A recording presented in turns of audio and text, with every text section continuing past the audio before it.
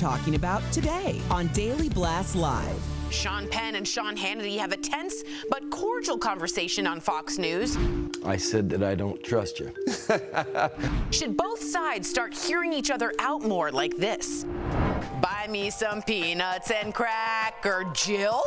Are companies getting way too woke while they work toward becoming inclusive? Best-selling author and TV doctor Ian Smith will be here live. Plus, the Food Network's Chef Zakarian teams up with his wife to find the next rising restaurant star. Dad, this is not your best effort. Oh my gosh. Are you insane? This is a sham. No. Nope. Y'all, just stop. Finally here. Drum roll. Welcome to DBL. Before we get started, Erica, you just look fierce. You look so gorgeous. Thank you. Thank you. Gentlemen, you do as well. Yeah. Thank you, yeah. I don't know if it's worse to just get that or just you move on. Just move on. Because it kind of seems like you felt obligated. It's kind of like you're pandering to us, which brings us. Oh, we're going to get to that. We are going, there's a whole story. He's a pro. But first, we're going to talk about this because we've talked a lot about divisive things that are in our country and how we're now essentially a nation of tribes, the left and the right. But is it time for us to stop being so divided and to start actually talking to each other, actually listening? So that's the question we're asking after Sean Penn went on Sean Hannity's Fox News show last night. Now, the two discussed their trust issues and coming together. Take a listen. You remember what you first said to me? I do. What'd you say? I said that I don't trust you. Is there a reason you didn't trust me? Yeah, there's a lot of reasons I don't trust you. Did I keep my word? You absolutely kept your word, and I. So why don't you trust me? You know what happens is that there's a lot of physical therapy necessary after a big car accident. You don't get it all done in a day.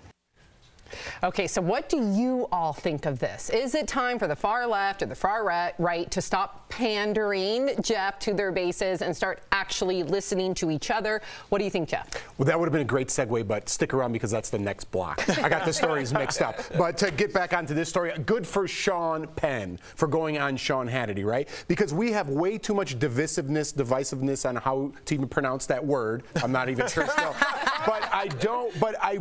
For Sean Penn to go on there, Sean Hannity got a little salesy at the end, like, come on, you gonna buy this car? You gonna buy it? Like, you're on my team? Listen, we don't even need that. Just meet in the middle. Say what you need to say what you need to say, and let's find some common ground. Is that so hard? And this is a great step forward for everybody on both sides. Yeah. Doesn't it always feel like there's an agenda, though, Erica? And I'm not saying this is what it is. I commend Sean Penn and I commend Sean Hannity. Absolutely. But how do you know that they're not setting you up to, like, perform some sort of like gotcha question?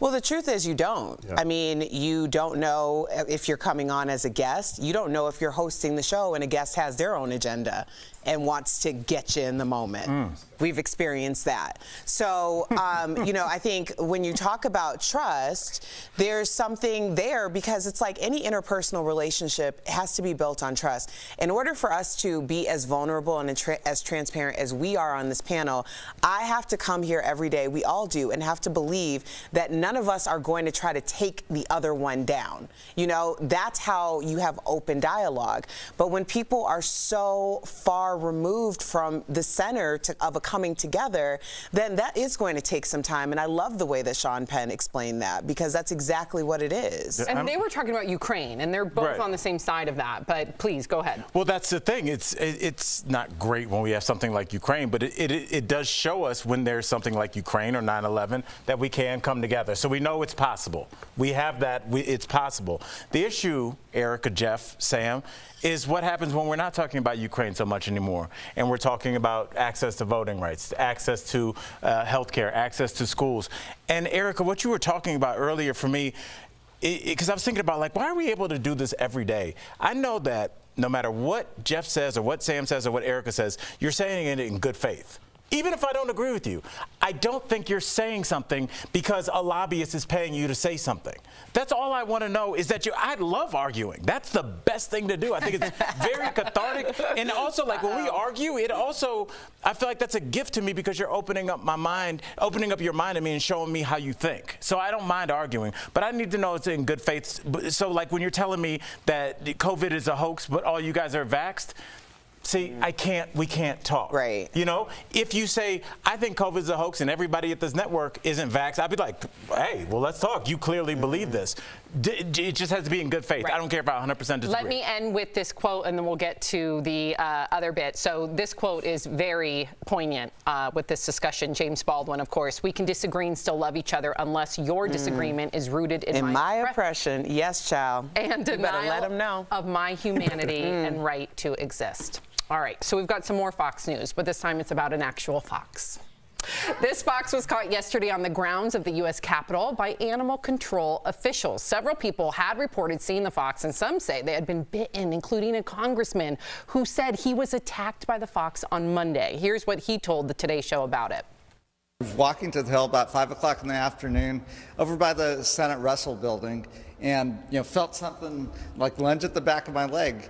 Thought it was going to be a small dog or something, kind of jumped. And then it's like, that's not a dog, that's a fox. Oh my God. Doesn't that sound like a lie that you tell your partner? Like, why didn't I come to lunch?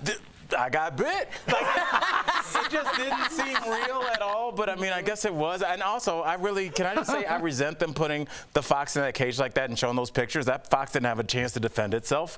Those pictures were leading, and it did not get a chance to say its side of it. So I'm Team Fox on this one. I am Team Fox on this one, too. Look at look at that weird picture. Like, it looks guilty already. Like, that's leading the public. It's not a weird picture. He's been captured, taken away from his beautiful den. And maybe they shouldn't be frolicking amongst his den, Erica, because that's where I always say that's the reason why y'all decided to go camping. Y'all went in the woods. Where was I? At home, at my house. I wasn't putting myself into other creatures' homes and habitats and being like, I should be here too, because that is a recipe to be like, no, you shouldn't. Now, if a creature came into my home, I would defend my home and myself. So that's all I'm saying. Stay out of the creatures' homes. Erica, you have an army of pigeons that have taken over the pool on your roof. Well, no, we just let them. First of all, I want to clarify that it was an inflatable pool, and it's no longer there.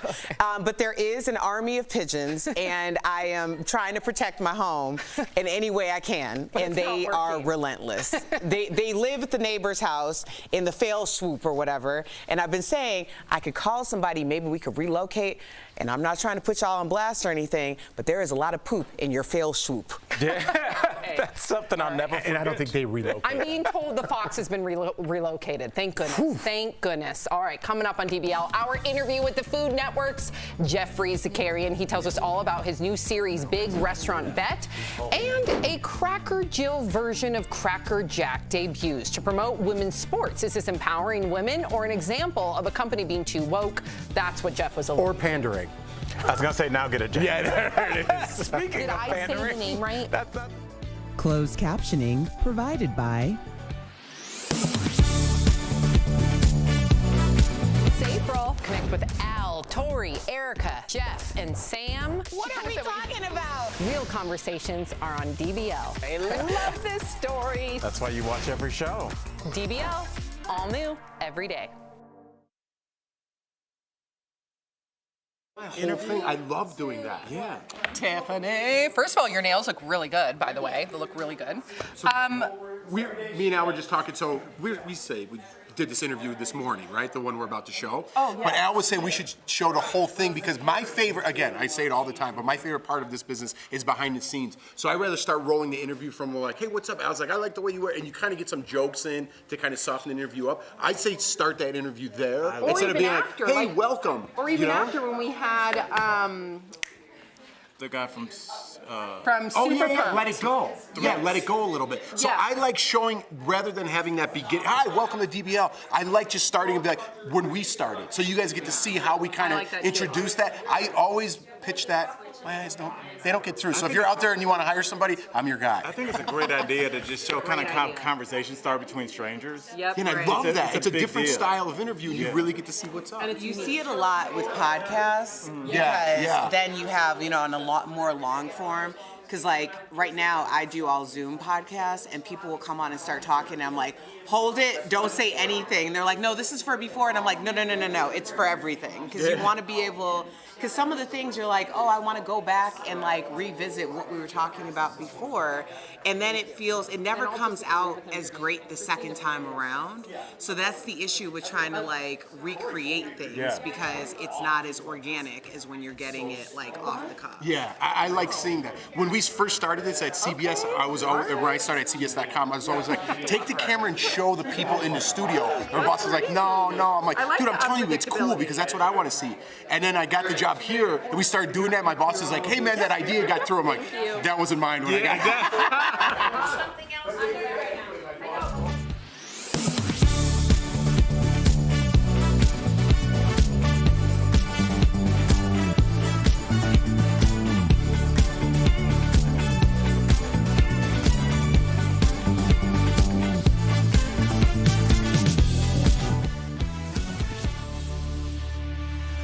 Welcome back. Well, we've talked about how companies like Disney are going, quote, woke, and we've got a few more examples for you. Oreo Cookie recently did a whole thing in support of the LGBTQIA plus community, posting a series of pride flags with their cookies.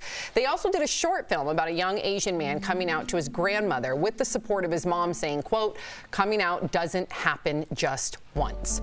Aww. Here's another example. Frito-Lay just announced it's adding Cracker Jill to its lineup with the brand's newest mascot in 125 years, all in support of women's sports. They even updated baseball's unofficial anthem, Take Me Out to the Ball Game. Take a listen.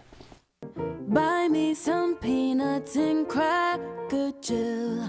No one can stop you if you have the will. So let's root for a girl's dream. We're adding our face to the game. That was Normani, you guys. Remember Normani from Fifth Harmony? So what do you think of these brands embracing this type of woke messaging? Is this a good thing, or is it just pandering while trying to make a profit? Jeff? So this was the pandering segue I was going to. So here we are. A little delayed. A little delayed. Yes, I absolutely think it's pandering, right? I don't know what other people think. I understand the cause. I'm all for the causes. But when you're profiting off of someone else's cause and you're trying to put money in your pocket, Frito-Lay gave $200,000 to support the cause. That's like putting change in the Christmas things when you walk by. $200,000 is not supporting the cause. You're trying to sell more by pandering to the community. Just like when stars go up there and they're like, I want it, this is for this, whatever cause is popular right now, and that's what I believe in. Do you? Or is it overdoing it? For me, it's overdoing it a little bit where we at in society. Would it change your mind if I told you, because I understand what you're saying, would it change your mind if I told you that they hired a team of black female artists to see this come to fruition, paid them well, made sure that, you know, that again, it's hard to argue that when you say that in the LGBT community and then you say you hired black women to do this. It's hard to argue that fact, but it's also putting money in their pocket. So what do you support? Your business model? Or are you pandering to what's going on in society right now? I don't know. Maybe I'm up in the air. I think maybe both can be true, because isn't all advertising pandering? Isn't all advertising? But doesn't it take advantage of? You're going to get in this car and everybody's going to think you're the man, or whatever the advertisement is. So I don't really fault a company for pandering, and I also don't fault a company for doing. You should, if their actions don't follow through. There's been companies that have put out $200,000. Well, put this one aside. There's been companies that have put out, to your point, Jeff, rainbow flag sneakers. Then you find out that they don't support legislation that benefits the rights of LGBTQIA people. But to this point, perhaps if they're hiring black females and they're making sure that they're diversifying their companies from the top down, maybe their actions follow their. Well, and that's the thing. It's a true audit of the culture of a company. I mean, $200,000, you're right, is a drop in the bucket. We don't know how much they spent for actual advertising and how much they spent for rebranding. I mean, that would also go towards that effort. But I'll say this, I went to a boutique last week, and it was a place that there aren't a lot of people that look like me that are around all the time, but I needed to go to the specific one. And when I went in and I was so excited that they had a full line of tones for skin tones for this undergarment that I was looking for. And they actually had my tone. I may have been the only person who actually purchased it, but I felt thought of in that moment. And so I think when you feel thought of, you are more likely to go back because it's like, you don't know, that was a risk, you know, especially for a small boutique. But I said something because I was just, one, I was shocked, but two, it meant something to me. And I support that, but having a rainbow flag outside of there and not having what you needed inside and not being supportive of the LGBTQ community, that's pandering. And it's something smells bad here. I agree with both. All right, coming up on DBL, a new competition food series where the hosts are putting down their own money to invest in the next big talent. How much is at stake? Find out next.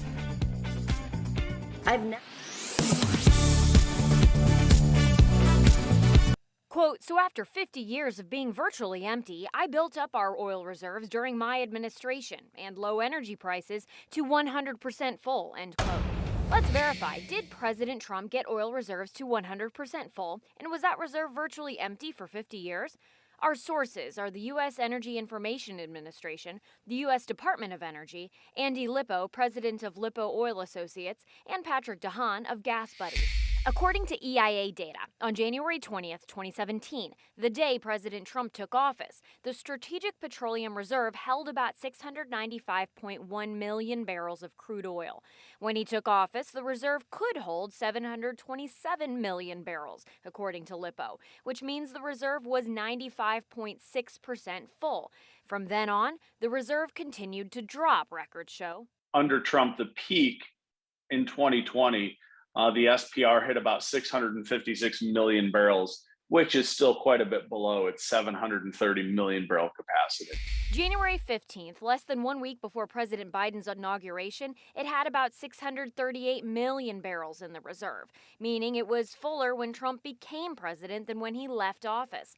So we can verify false. President Trump did not get oil reserves to 100% full. As for the former president's claim the reserve had been virtually empty for 50 years, that's also false. According to the Department of Energy, it was filled almost entirely to capacity at the time in December 2009.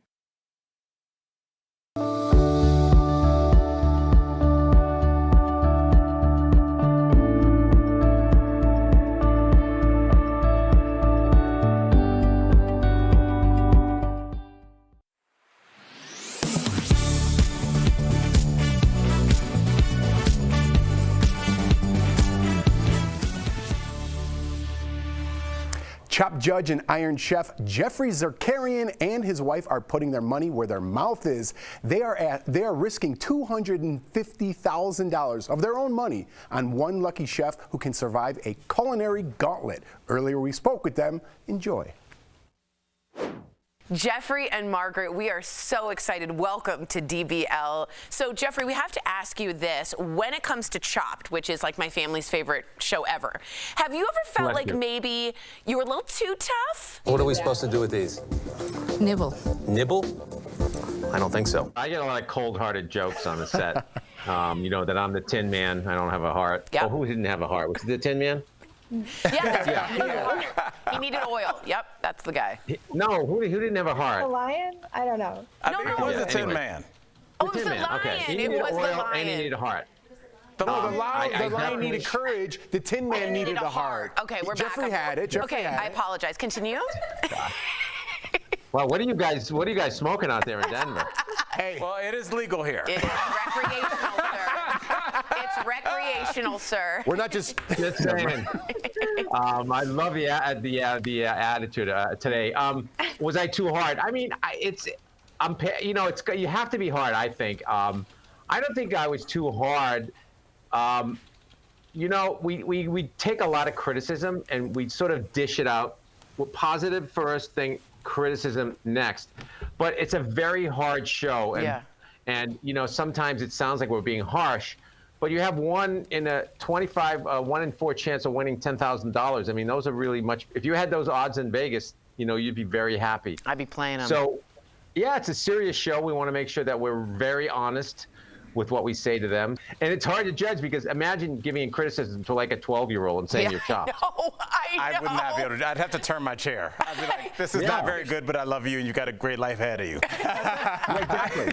Well, speaking of children, Jeffrey, Margaret, you guys are the proud parents of 3 kids. Congratulations. Yeah. It's Yeah. a beautiful thing. Thank you. So, Margaret, what is the toughest criticism your kids give you for the things that you cook?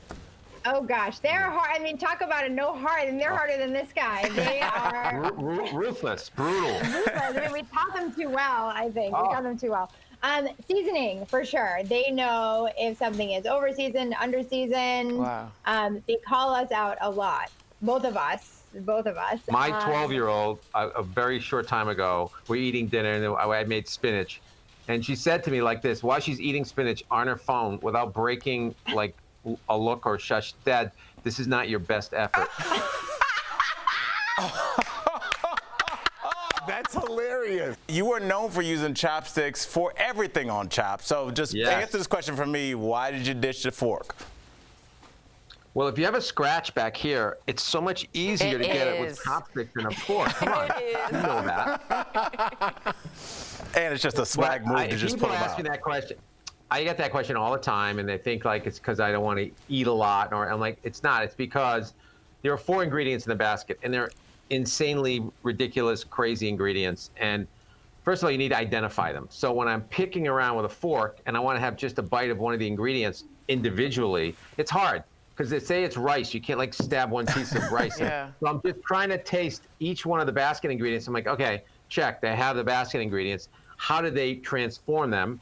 So that's another check. And then I go back, if you don't notice, I go back and then I put it all together and eat it as a bite. I'm Jeffrey with a J, you're Jeffrey with a G, much more fancier. Do you do the chopstick thing when you're out at restaurants yourself, or is this just on the show? No, unless I'm at, a restaurant that, I'm at an Asian restaurant, which are all the time. Okay. But you bring your own? I eat with a fork. But you bring your own? I don't bring my own. He brings his own fork. Long, slim box with personalized chopsticks. No, that would be good, though. If you want to get me that for a Christmas gift, I would take it. There's, I think at Tiffany's, Louis Vuitton. Louis Vuitton, they have a set of Yes, chopsticks they we have did them. on the show. Margaret? All you, boo. Stocking stuffer. All you, Now, I have the good news. We get to your new show, Big Restaurant Bet. Yes. 250,000, 250 big ones of your money up for grabs. Now, what are each of you looking for in the winning chef? You're like, this chef deserves the money. What are y'all looking for? Passion, grit, perseverance, determination. Like that they want it so bad. They want to open their own business so bad that they're willing to do what it takes to make it. Because it's not easy, right? Everyone, oh, this would be so great to have a restaurant. It would be so cool or so fun. It's not that at all. And so who really has the smarts, the determination, the will to make it work? It's not like you don't go, I'm going to open a restaurant and become rich. That's not what it is. It's like you want to do this. Maybe you can franchise it and there's other ways to do that, but you got to get it right the first time. You really do. Well said. Well said. So I guess you're looking for a chef that's hungry. Nailed it. Thank you, sir. Thank you for the pity point. Thank you. DBL Nation. And I do want to say this was you guys' best effort. Yeah. Well done. Thank you. Like the spinach. You can catch Jeffrey and Margaret on their new show, Big Restaurant Bet, on Food Network, airing now. Also, please follow them on Instagram. They're fabulous. Lovely to meet you both. What a pleasure. What a pleasure. We'll be right back. Thanks, guys. It was an honor. Thank you for the kind words. Thanks. Promotional consideration is brought to you by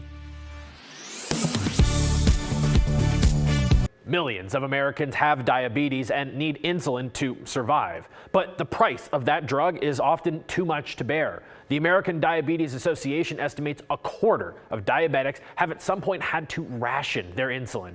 That's dangerous and can even be fatal.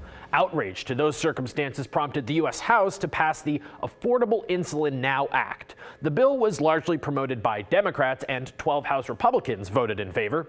The Senate has not yet voted on it. Supporters say the act would cap the cost of insulin to $35 per month. But there's been debate among diabetics activists and lawmakers about how helpful the proposal would really be. So let's look into it. Would the Affordable Insulin Now Act cap the cost of insulin to $35 per month for all Americans? Well, to verify, we'll look at the text of the bill and an analysis of the proposal conducted by the Kaiser Family Foundation. Here's what the bill actually says. Beginning January 1st, 2023, health insurance shall provide coverage of selected insulin products and shall not apply any deductible or impose any cost sharing in excess of $35 per 30-day supply. In other words, If you're insured, this bill would cap your monthly copay for insulin at $35. If you're uninsured, this bill wouldn't do anything to help you. That could still mean significant relief for some diabetics. A Kaiser study found about a quarter of insulin users would see their monthly costs reduced by this proposal. But there's nothing in the bill that would limit the actual price pharmaceutical companies charge for the drug. And critics say as a result, insurance companies could just wind up raising premiums. Critics also point to a key word in that bill text we just read, the word selected. The bill would not require insurers to cover all types and brands of insulin, meaning some people might need to alter their prescription in order to save money. So we can verify, no, the Affordable Insulin Now Act would not cap the cost of insulin to $35 per month for all Americans. It only impacts some people with health insurance. With your Verify, I'm Casey Decker.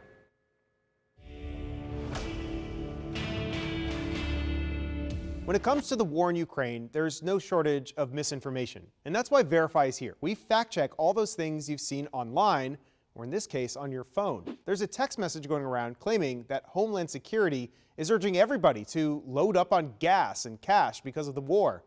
So let's verify. Is this true? The text says, alert, cell phones are being hacked. Homeland Security says because of what's going on with Ukraine, keep your fuel topped off and store some cash in case ATMs get hacked and credit card systems are unavailable. Please pass it on. So let's verify with the help of our main source here, the U.S. Department of Homeland Security. A spokesperson for that agency says, quote, the Department of Homeland Security did not send this text message alert. We also checked with D.C.'s Homeland Security and Emergency Management Agency, and it confirms, quote, D.C. government did not send this message. So quick and easy, we could verify that the claim being made in this text message is false. And remember, if you get a text message that you're unsure of, it's best just not to share it until you check to see if it's true. With your Verify, I'm Evan Kozlov.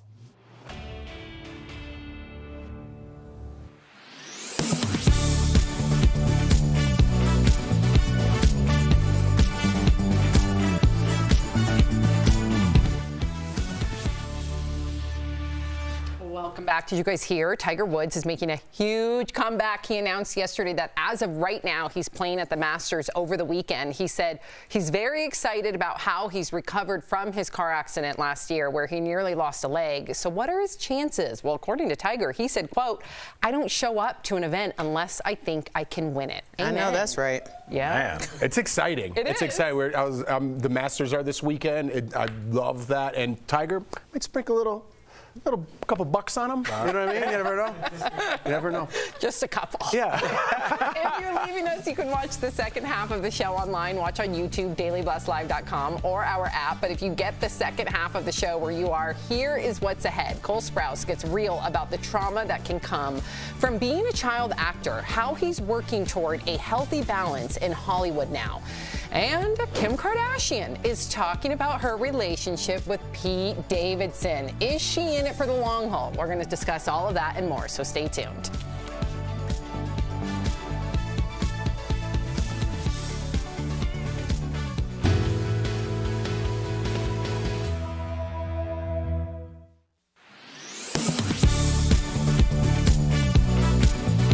President Joe Biden nominated Judge Ketanji Brown Jackson to the Supreme Court in February. There were several headlines like these lauding her as the first black woman ever nominated to the court.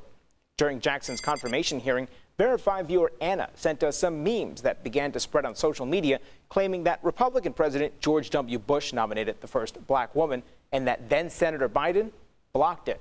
So let's verify. Did President George W. Bush nominate the first black woman to the Supreme Court?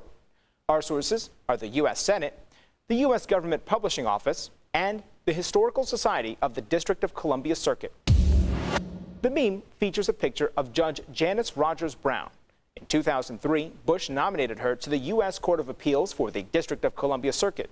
At the time, some Democratic senators, including Biden, threatened to block her confirmation because they were concerned about her views on civil rights, the environment, and the role of government, according to the Chicago Tribune. Despite the opposition, nearly 2 years later, she was confirmed as a U.S. Circuit judge. She was never nominated to the Supreme Court, as claimed in the viral meme. Her name does not appear on a list of Supreme Court justice nominations submitted to the Senate since 1789. While news reports from 2005 show Brown was on Bush's shortlist to replace Justice Sandra Day O'Connor, the president ended up nominating Samuel Alito. Brown remained a circuit judge until her retirement in 2017. So it's false that President Bush nominated the first black woman to the Supreme Court. President Biden was the first. With your Verify, I'm Brandon Lewis.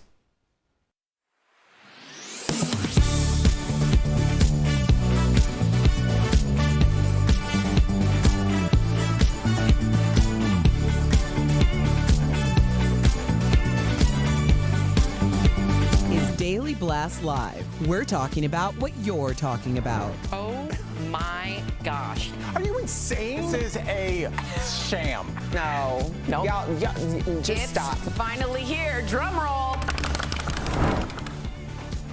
Welcome to DBL. Okay, so Kim Kardashian is dishing on her relationship with Pete Davidson. Finally, Kim sat down for an ABC News primetime special. That was facetious. Oh, okay. For an ABC special called, or it's airing tonight actually. Well, she didn't hold back from talking about Pete, who she's been dating since late last year. TMZ spotted Pete riding around in this electric golf cart with Kim's daughter North near Kim's house. Kim told ABC she's very happy with the SNL star. Watch. I mean, I am a relationship kind of girl for sure, and I wouldn't be with someone if I didn't plan on spending a lot of my time with them. Obviously, I want to take my time, but I'm very happy and very content, and it's such a good feeling just to be at peace. What was that music? Well, she's all googly-eyed. It makes sense. Did she just climb Mount Everest? What? Where was the glass slipper? Like, that was like, I felt like that, what was that? It was. Erica, it was the strangest interview I've seen in a long time. First of all, I'm not for sure they were in the same room. It was very glossy and blown out, like those old Kmart Real Housewives photos. season 2 lighting. We all hope for that. I'm praying for that one day. I pray for that too. Can we get on that, DBL? Hey. Who put that music in there, us or them? That was Christian? There's no way. It was them. That's I embarrassing. think they were trying to, listen, when we all met our significant others, we all felt a certain way. When you saw her kind of look to the, like she was envisioning their love. She's googly-eyed. I like it. It's like, she didn't just get back from war and saved a bunch of children. Well, it's a strange music choice. love. What do you think about their relationship, Sam? I like that she's dating a funny man. I think that's really important. I think sense of humor. First of all, I think he's really cute. You know, he's my type. I like that type. But He's totally your type. Totally my type. Really? But yes. You don't see that? No.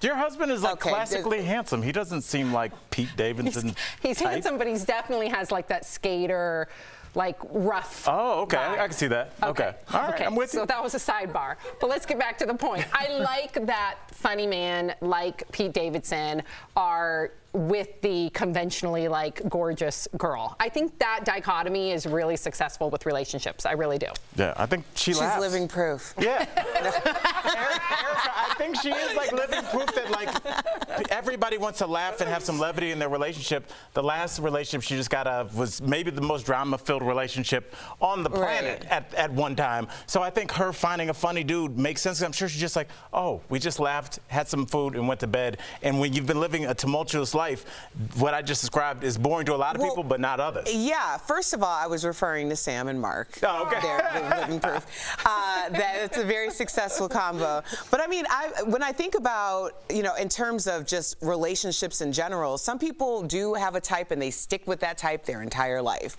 Other people are like, hey, I don't have an aesthetic type, but I do know what I don't want. And from now on, I'm going to go this way. I mean, we have a very famous case here in our very own with our newbies, Russell and Sierra, who have been trending, the most unproblematic people in the world. Yet we're going to go out here calling Russell a square. No, Sierra wanted peace, and so did Kim Kardashian. And we don't know what peace looks like until we experience peace. And ladies, you might want to give peace a chance. Yes. Okay, before we move on, you got a round of applause. Speaking of the Kardashians, lots trending with them because Kourtney and Travis, they got married, right? Well, we have some updates because Kourtney posted some photos of their wedding in Vegas, and apparently, yeah, there they are in their leather and their sunglasses. Yeah. I love it. Super rock and roll. Now, Courtney made it very clear that they did not get a marriage license. So that kind of takes away the romanticism for me. So what were you doing for the show? I got some bets in the office. This doesn't last 2 years. Really? No, Yeah. this is her first marriage. They're not married. It's fake. This is her second fake marriage to the same person. Yeah, it's not going to last. Too much PDA. You can't burn as a rocket ship going that fast for that long. It's going to burn out. This is their second fake marriage. You don't like the PDA. I don't like the PDA. Yeah, I don't like it at all. Listen, get real. Holding hands. I love you so much. Here's a bunch of roses. Elvis married us. Okay, I'm going to get a free sandwich when they break up, and that's what I care about. Look, I'm going to say this. I think it's fine. I don't. Did you hear the gasps? I know. Honestly, I don't think I need a marriage certificate. I don't need the government to tell me that I'm with somebody. I think if you went out and got married where you guys naturally met, if you guys are hikers, go out up to a mountain or go wherever and get married there, what do you need the government in there for? I don't need a document saying I'm in love with somebody. I think that's strange. I wish they really did it for real, but they will. Okay, we also are going to reveal Kris Jenner's new hairdo. I'm ready. I like the anticipation. I like it. Oh my gosh, she looks like Courtney. It's the hair that the emoji woman has. It's her hair. You know that That's emoji so hair? True. Yeah. Whoa, what do you think, Jeff? What? It's the same. Like she just combed it. Oh my God. What? There's another 6 inches on there. That's significant. Typical. That's so typical. No. We have an hour-long show. It's that significant to sneak this in? That is typical. If every time I get my hair done, I come home waiting for my husband to be like, oh, you did this, you did that, and he doesn't notice. That's my point. Oh. You don't notice. She run a brush through it. You got to do something a little bit more dramatic. You know, you got to create a dramatic change. I guess so. I'm just Erica saying. knows. Well, after the pandemic, we're all like, obviously we're locked down. I just got super restless. I've been having my natural hair journey for 3 years, and I'm like, listen, I need something different. I need something in my life to be different, and that's what I chose. I've been traveling for 6 weeks. Yep. I needed something static but different. Looks good, so Erica. maybe that's what it is. Okay. Do something different. Yeah, okay. Okay, so Disney star Cole Sprouse, you guys know who he is speaking out about growing up in the spotlight. Cole and his twin brother Dylan are known for Disney's The Sweet Life of Zack and Cody, but started acting when they were just 6 months old. You might also know them from Adam Sandler's film Big Daddy, and Cole was Ross Geller's son Ben on Friends. Yeah. Wow. Long time ago. Speaking to the New York Times, Cole said he understands why some childhood stars go nuts, because fame is a trauma, especially for the young women who grew up on the Disney Channel with him, who he says were highly sexualized. He said he gets defensive when people mock stars like Britney Spears and Demi Lovato because of what they went through as child stars. Whoa, Erica, you're shaking head. Do we need to protect child stars more? Absolutely. I mean, we've seen it in action over the past 10, I think 15 years. The laws changed about guardianship and how money can be held onto and by whom.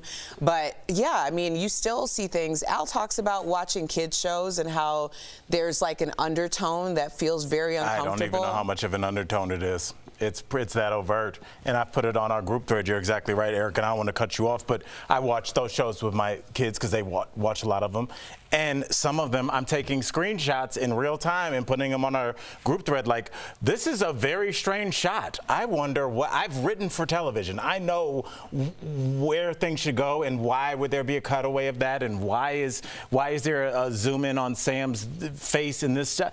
Just a lot of things don't make sense. So I definitely see that, and when you go a little deeper, you read articles about strange auditions, things like that.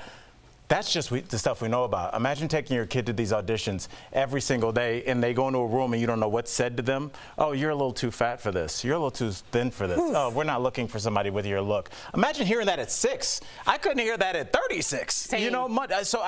You think about that. It's almost like wet cement that's put there, and it hardens, and it's like now we wonder why all these people are having issues in their 20s. It's because stuff that happened to them when they were 5 years old, and we're throwing our hands up like we don't get it. We don't get a lot of success stories either from child actors. Right. I mean, a couple have made it through, so luckily they're speaking out about what's really happening. We see the breakdown of all these child star actors, so I'm glad they're speaking out about what was going on, because you're talking about auditions. Imagine when you're on set and your parents aren't around, and who's taking advantage of you for what? And the adults looking to 6-year-old for their financial future? Could you imagine what kind of warped world that is? So we've seen it. We speak on like all these things that we have no idea. This is one of them. We have, unless you're a child star that came up like that, you have no idea what this world is. So I'm glad they're speaking out about it. And I should just say that, you know, the Sprouse brothers have turned out very well. We know people that know them, and their heads are on their shoulders. And clearly. That's why they're speaking out. I wonder if they're about going to be the face of this movement, almost like the Me Too movement, but for young. Hope so. I hope this needs to be a movement. It's a thing. And it's not only, you know, the ones that we know of, right? We only talk about these really successful actors that have later come forward and talked about. We even had Tracy on our show, right? That came on and told her story. Tracy Gold. Tracy Gold, yes. But then there's the actors that maybe you don't recognize, that have been to audition after audition after audition. Maybe they never, quote unquote, made it. How did it affect them? So there needs to be some major change in Hollywood, because these are our children. And it's very scary that they're seen as only materialistic objects. I don't know how much time we have left, but I'll just say the first television shoot I ever did, I was doing this promo for Comedy Central. They were like introducing their young comedians, the next crop of young comics. And you know, it was the premise was we were on a school bus and they were going to have like 4 kids get off, and then I get off with the other comics doing the show. And I remember listening to the kid extras talking about their careers, like, oh yeah, I'm gonna go do that CVS commercial at 5. Are you gonna be there? And just how and I'm nervous. I have a mic on. I've never been on TV. And I just remember thinking how adult they were. I remember thinking that, like, they were talking like industry insiders, like, oh yeah, my agent, he's gonna, and it's like 6. So I've seen it. It's very weird. Sorry. When you said you were getting off a bus with 5 children for Comedy Central, I pictured you like knocking them over because it was your show. Yeah. Is that, do I have a weird? Yeah. Do I have a weird thought in my head, or would that be funny? No, it's me getting off a school bus. Coming up on What a DBL, different show if I was producing. best-selling author, you guys, Dr. Ian Smith. Yes, we'll be here live. There he is. We cannot wait to talk with him next. Yes, Plant Power. Plant Power. Closed captioning provided by This April, connect with Al, Tori, Erica, Jeff, and Sam. What are we talking about? Real conversations are on DBL. I love this story. That's why you watch every show. DBL, all new, every day. So we were talking about child actors, and one thing that we didn't get into was the idea of choice, which when you're an adult, you can make a decision that you want to get into this particular industry. When you're a child actor, a lot of times that decision's made for you, and we've talked about it on the show in terms of, you know, conservatorships and kids being taken advantage of by getting their money taken by their parents, and the importance of protecting them or having some kind of checks and balances when there's a parent or guardian that might be misappropriating funds. So yeah, we're getting our briefing for Dr. Ian right now, but that's a big point that we kind of skipped over, was the idea of choice. We're talking with Dr. Ian next. You've seen him on many, many different shows, and now he's here with us. We're very excited, especially Sam, because she's vegan. But there's so many new companies that are ahead of that curve that are getting into it. Oh, wow. Yeah, because they were the pioneers. Yeah, so they opened the door. We're talking about different meat substitutes. And some people, you know, feel like a meat substitute may not be nutritious. So there's other ways to get your I'm plant-based. So there's other ways to get your nutrition without using like Beyond Meat. There's black bean burgers. You can make a chickpea stew. There's so many different things you can do. And I've never because I get my levels tested, especially when I was pregnant. I would Make twice. sure your iron and everything was there. Nothing was ever low. So you just got to be cognizant with any diet. You've been plant-based for a while, though. 16 years. So I wonder, like, with somebody like me that's been, I'm like, I don't think I'll ever be, I think 100%, but. And that's okay. I think I'm like, I love veggies so much. Like, I'm probably like 65, 70. I always tell people, like, just do your best. I never want people to feel like I'm preaching what I choose onto them. So I think that's why this is so good, because he's not saying all plants.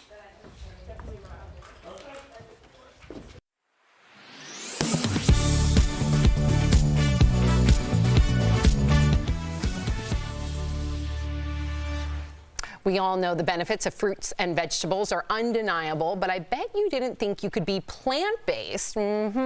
without giving up meat? If so, you are in luck, because we've got physician and best-selling author Dr. Ian Smith here to explain how to do exactly that. Welcome, Dr. Ian. Thanks for having me. I'm glad to join you guys. So happy that you're here, bringing plant-based to the forefront. I've been plant-based for 16 years, but I like that you're doing it in a way that's digestible, no pun intended, to everybody. So you just wrote Plant Power, and I know being plant-based is pretty new to you. Why do you think people hesitate to eat mostly plants? I think people have misperceptions about being plant-based. They think you have to be a vegan or a vegetarian. They think the food is not going to be good. They think it's going to be boring. They think it's going to be difficult to find good foods. And so I really wanted to write this book because it was my own journey. I love meat like anybody else. I love steak. I love burgers. I love fish. But I also wanted to reduce the amount of red meat that I was eating and some of the seafood. And I wanted to become more plant-based. So it's very simple. The idea is don't stop cold turkey. This is a 4-week plan that takes you from eating about, I think most Americans eat 70% probably animal-based foods to 30% plant-based. Let's flip the ratio. And so over 4 weeks, you're now going to be eating 70% plant-based, but you're still going to have your steak and your burger and your salmon and other fish, but you're just going to do it in a healthier way.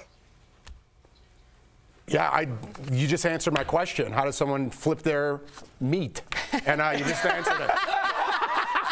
Does it seem doable to you? Yeah, absolutely, absolutely. Yeah, I always go like during Lent. Like right now, I don't eat meat on Fridays, but I try to go like 40 days without eating meat. So I think this is very helpful and something that's doable for a lot of people that don't think they can. Exactly. Yes. Yeah.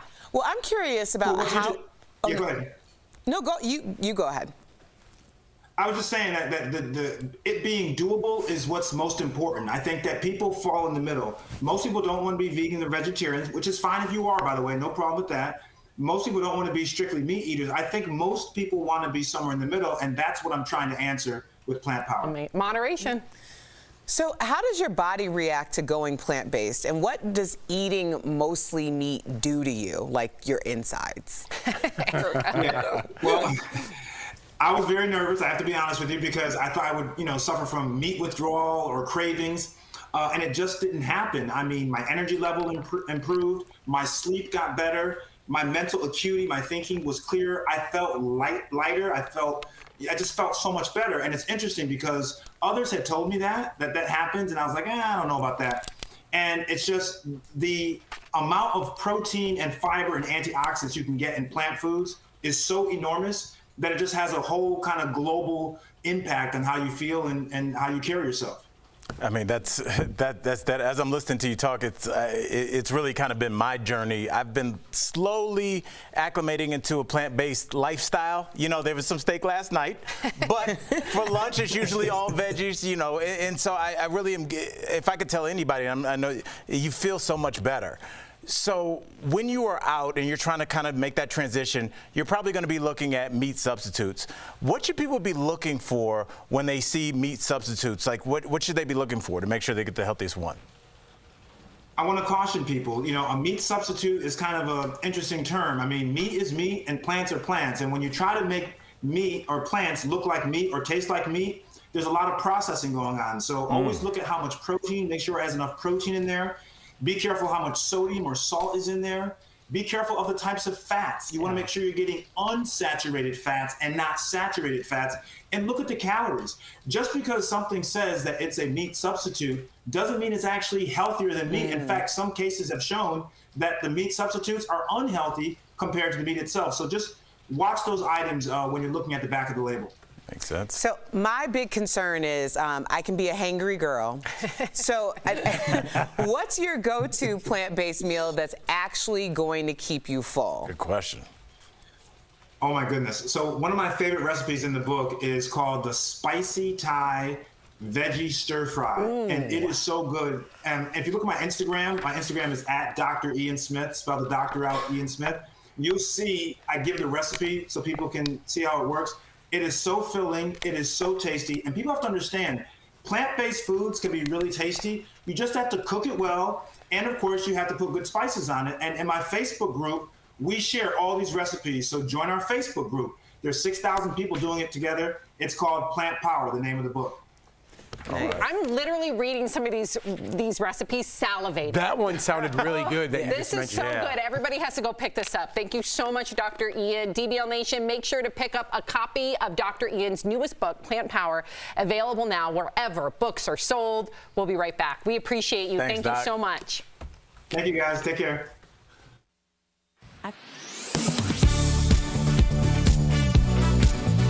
Quote, so after 50 years of being virtually empty, I built up our oil reserves during my administration and low energy prices to 100% full, end quote. Let's verify, did President Trump get oil reserves to 100% full, and was that reserve virtually empty for 50 years?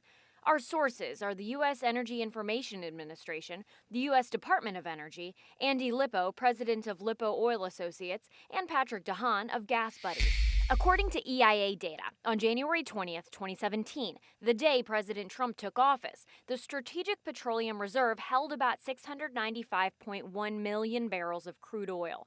When he took office, the reserve could hold 727 million barrels, according to Lippo, which means the reserve was 95.6% full. From then on, the reserve continued to drop, records show. Under Trump, the peak in 2020, the SPR hit about 656 million barrels, which is still quite a bit below its 730 million barrel capacity. January 15th, less than 1 week before President Biden's inauguration, it had about 638 million barrels in the reserve, meaning it was fuller when Trump became president than when he left office. So we can verify false. President Trump did not get oil reserves to 100% full. As for the former president's claim the reserve had been virtually empty for 50 years, that's also false. According to the Department of Energy, it was filled almost entirely to capacity at the time in December 2009.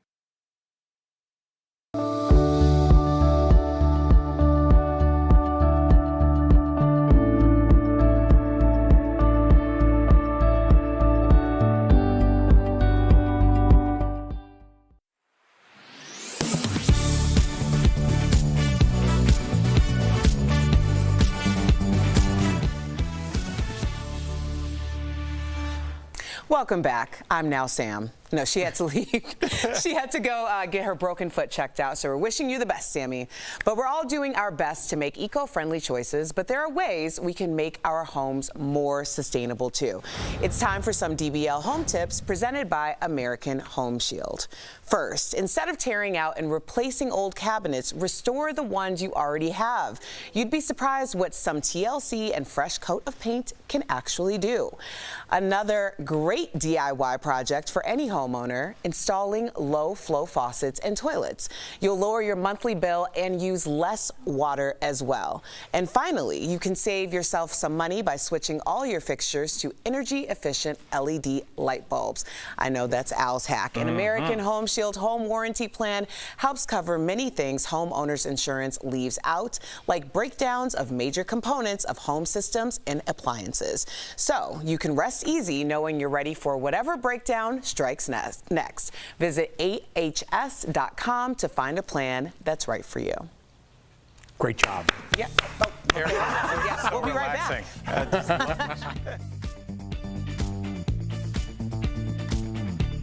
Promotional consideration is brought to you by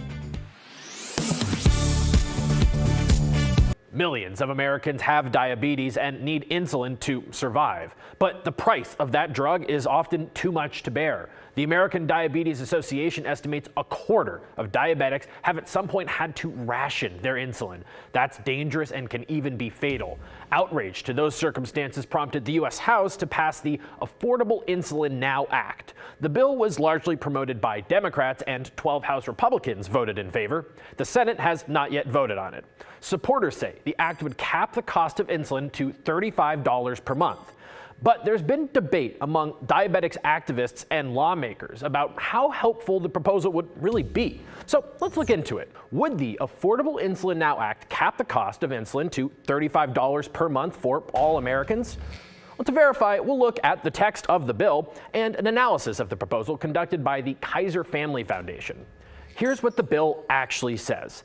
Beginning January 1st, 2023, health insurance shall provide coverage of selected insulin products and shall not apply any deductible or impose any cost sharing in excess of $35 per 30-day supply. In other words, if you're insured, this bill would cap your monthly copay for insulin at $35. If you're uninsured, this bill wouldn't do anything to help you.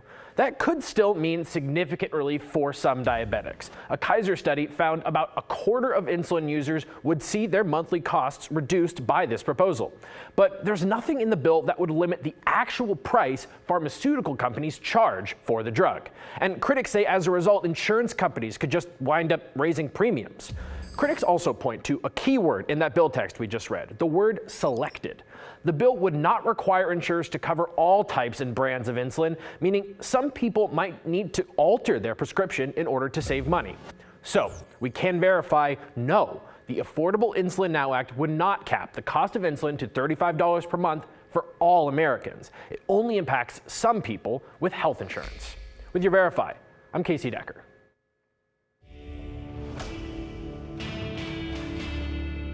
When it comes to the war in Ukraine, there's no shortage of misinformation. And that's why Verify is here. We fact check all those things you've seen online, or in this case, on your phone. There's a text message going around claiming that Homeland Security is urging everybody to load up on gas and cash because of the war.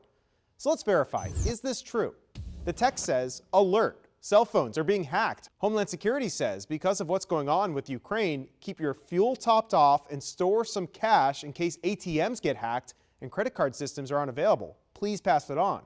So let's verify with the help of our main source here, the U.S. Department of Homeland Security. A spokesperson for that agency says, quote, the Department of Homeland Security did not send this text message alert. We also checked with D.C.'s Homeland Security and Emergency Management Agency, and it confirms, quote, D.C. government did not send this message. So quick and easy, we could verify that the claim being made in this text message is false. And remember, if you get a text message that you're unsure of, it's best just not to share it until you check to see if it's true. With your Verify, I'm Evan Kozlov.